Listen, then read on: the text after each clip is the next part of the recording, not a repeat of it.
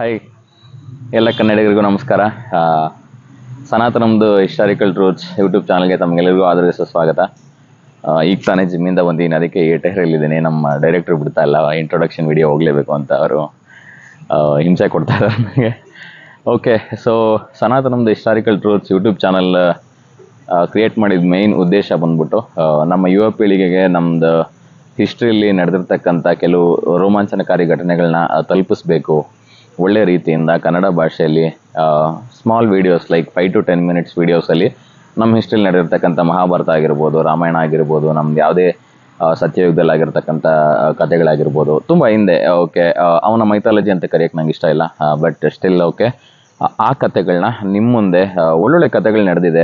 ಆ ಮಕ್ಕಳಿಗೆ ಆ ಕಥೆಗಳು ಗೊತ್ತಾಗಬೇಕು, ಅದರದ್ದು ಏನು ಮಹತ್ವ ಇತ್ತು ಅಂತ ಅವ್ರಿಗೆ ತಿಳಿಬೇಕು, ಆ ಮಹತ್ವ ಅವ್ರಿಗೆ ತಿಳಿಸ್ಬೇಕು ಅನ್ನೋ ಒಂದೇ ಉದ್ದೇಶದಿಂದ ನಾವು ಈ ಚಾನಲ್ನ ಮಾಡ್ತಾ ಇದ್ದೀವಿ. ಇದ್ರ ಮೇಲೆ ಎಷ್ಟೊಂದು ಮೂವಿಗಳು ಬಂದ್ಬಿಟ್ಟಿದೆ, ಎಷ್ಟೊಂದು ಸೀರಿಯಲ್ಗಳು ಬಂದಿದೆ, ತುಂಬ ಒಳ್ಳೊಳ್ಳೆ ಮೂವೀಸೇ ಬಂದಿದೆ.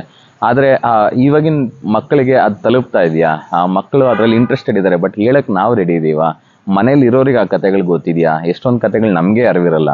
ಸೊ ಈ ವಿಚಾರದಿಂದ ನಾವು ಡೈಲಿ ಟೈಮ್ ವೇಸ್ಟ್ ಮಾಡದೇ ಇರ್ತಕ್ಕಂತೆ ವಾರದಲ್ಲಿ ಒಂದು 2-3 ವೀಡಿಯೋ ಇದರಲ್ಲಿ ಮಾಡಿ, ಆ 2-3 ವೀಡಿಯೋಲಿ ಒಂದು ಎಪಿಸೋಡ್ಗೆ ಒಂದು ಕತೆ, ಸಣ್ಣದಾಗಿರ್ತಕ್ಕಂಥ ಒಂದು ಕತೆ 5 to 10 minutes ಲಾಂಗ್ ವೀಡಿಯೋಲಿ ನಿಮ್ಮ ಮುಂದೆ ತಂದಿಡೋಕ್ಕೆ ನಾವು ಪ್ರಯತ್ನ ಪಡ್ತೀವಿ. ಸೊ ಇದರಲ್ಲಿ ನಾವು 3 ಜನ ಟೀಮ್ ಇದ್ದೀವಿ.